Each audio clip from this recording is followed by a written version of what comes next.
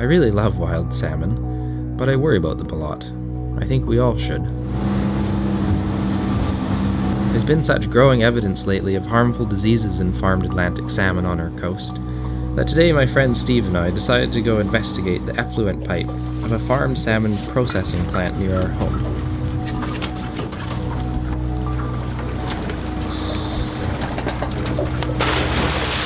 So the fish that are being slaughtered today were raised by Cermak Canada at their Raza Island site in the Discovery Islands, and then loaded onto a packer and transported to this processing plant in Browns Bay on Vancouver Island, which we were very curious about. As I approached the outfall pipe and my lights illuminated the bloody water, I think I just about choked on my regulator. It was unbelievable what I saw. The processing plant was releasing the blood of thousands of farmed Atlantic salmon right into British Columbia's largest wild salmon migration route. A third of all the salmon in British Columbia swim past this bay.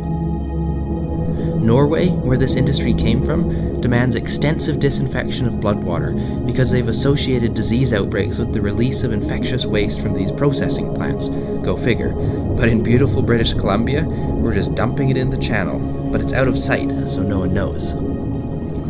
Scientists from Fisheries and Oceans Canada have recently confirmed that Piscine reovirus, that was brought to BC from Norway, causes the highly contagious disease HSMI. This disease damages the heart and skeletal muscle of salmon.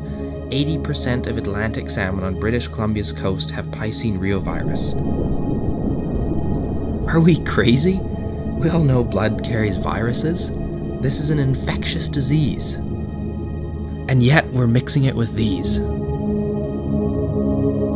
Juvenile wild chum and pink salmon in the very same bay that we're dumping farm salmon effluent from the packing plant right over here, only a few hundred feet away. So you can see the pipe. You know, we're at a critical point now. The oceans are a mess, and we can do what we've been doing now for over 50 years. Bring in a new technology thinking it's wonderful, and then finding out later, oh my God, there are consequences we never understood. Just want to remind you, when DDT was found to kill insects, we thought that was a wonderful thing. And we awarded Paul Muller, who discovered that, a Nobel Prize in 1948.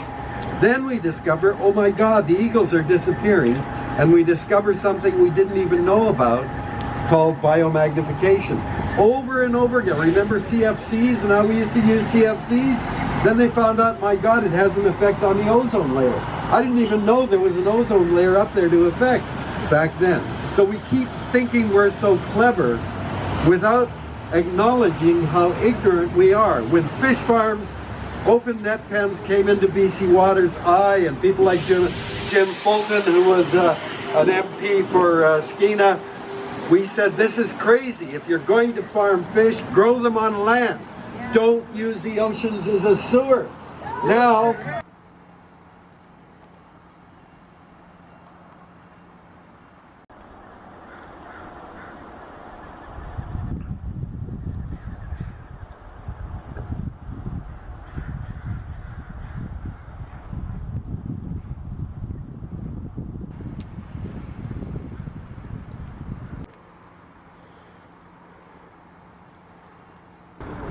the Wild Salmon Defenders Alliance are very happy with the day today. It was a big success. We have lots of media coverage. Hopefully it turns out good.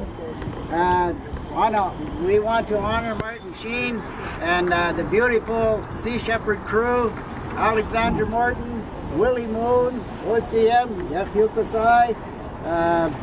We the people all along the river are in solidarity with the Musqueam quest to get the fish farms out of their territory.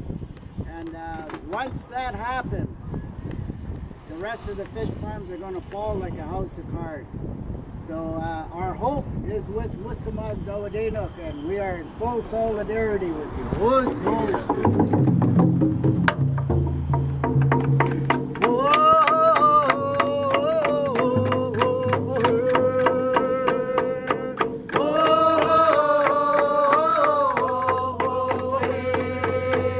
Everything you see people left, they trespassed, and trespass is for a company that's supposed to know what they're doing.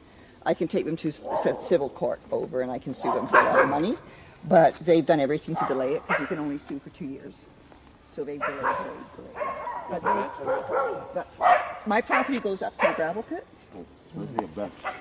My bench? Oh, it's your bench. Yeah, that's all my land, everything that's fenced. So that's what they trespassed on. So this fencing, this Is to mark a riparian area. It's a visual for the photos. Right. Because even with my fencing there, when they send their maintenance crew, I'll come in and just walk on. They're not allowed to step on my land, and they still trespass. Yes, they did. For the replanting of the right. And then on the left, you'll see any trees. I've taken off them.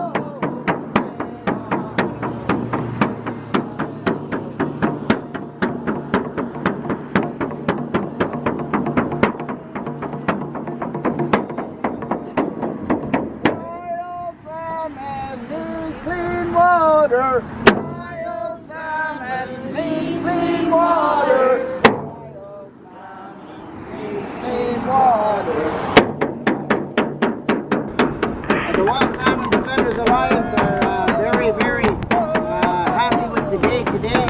Big success. We have lots of media coverage. Hopefully it turns out good. We want to honor Martin Sheen and the beautiful Sea Shepherd crew, Alexander Morton, Willie Moon, OCM, Yakyukasai. We, the people all along the river, are in solidarity with the Musqueam Zawadeno. Definitely not our least. Quest to get the It's traditional Zawadanic leader, Willie Moon.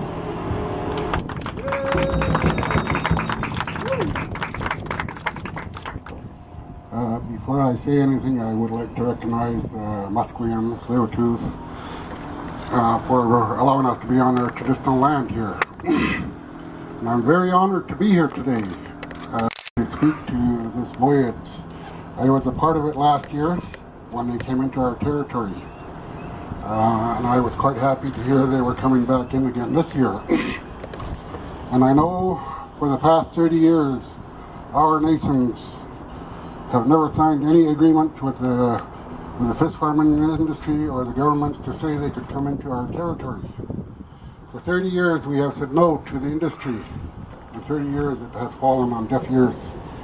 We have 2 new governments in, and we have asked a few times now for the Prime Minister to come and meet with my people to talk about how we're going to get rid of these fish farms out of our territory.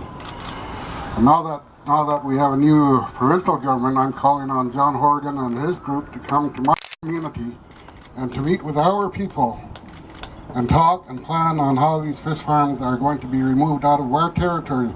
We have never signed an agreement with them, so they are trespassing into my territory, and I get very fed up with them when they come out and say, oh, you guys are coming in to trespass into our territory.